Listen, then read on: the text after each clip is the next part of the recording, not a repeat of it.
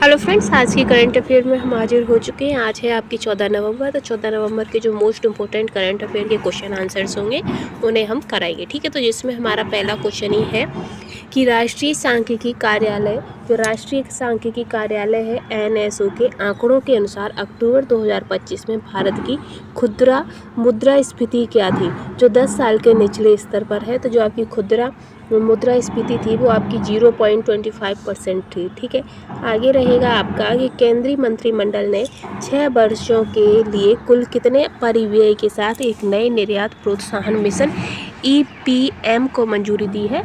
तो आपकी 25,060 करोड़ की 25,060 करोड़। ठीक है, आगे है कि केंद्रीय मंत्रिमंडल ने ग्रेफाइट और जिरकोनियम सहित किन महत्वपूर्ण खनिजों के लिए नई रॉयल्टी दरों को मंजूरी दी है। तो जिसमें आपका ग्रेफाइट आता है, सीजियम आता है, रूबिडियम आता है, साथ ही आपका जिरकोनियम आता है। ठीक है, आगे है आपका कि किस राज्य सरकार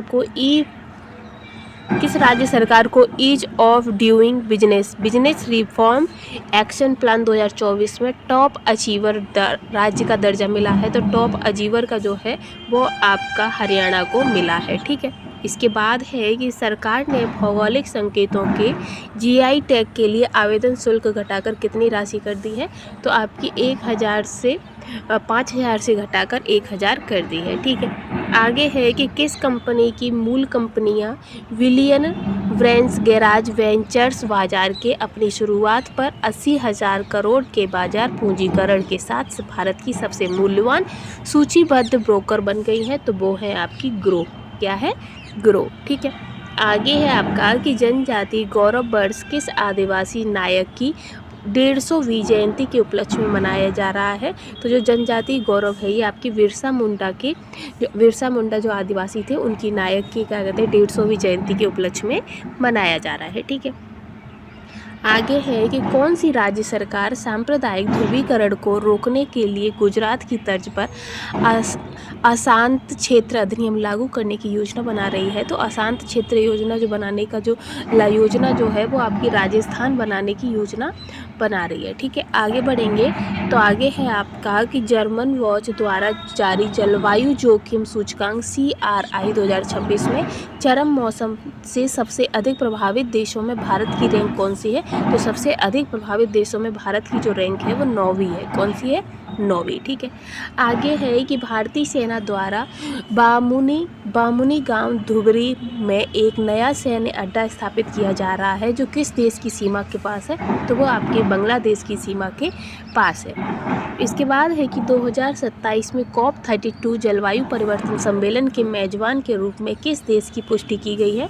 तो आपकी इथोपिया की पुष्टि की गई है। ठीक है, इसी के साथ है कि विदेश मंत्रालय MEA ने पासपोर्ट सेवा कार्यक्रम PSP V2.0 का जो एक उन्नत संस्करण लॉन्च किया है जो किन नए प्रकार का पासपोर्ट पेश करेगा।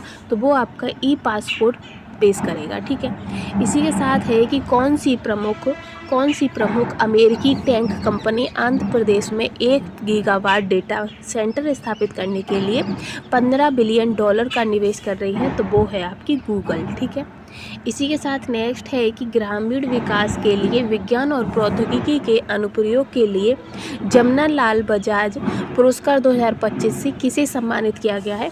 तो वो आपके PM मुरुगेसन को सम्मानित किया गया है। ठीक है, इसी के साथ नेक्स्ट है कि जेल में बंद मंत्रियों को हटाने संबंधी विधेयकों की जांच के लिए 31 सदस्यीय संयुक्त संसदीय समिति JPC का गठन किया गया है।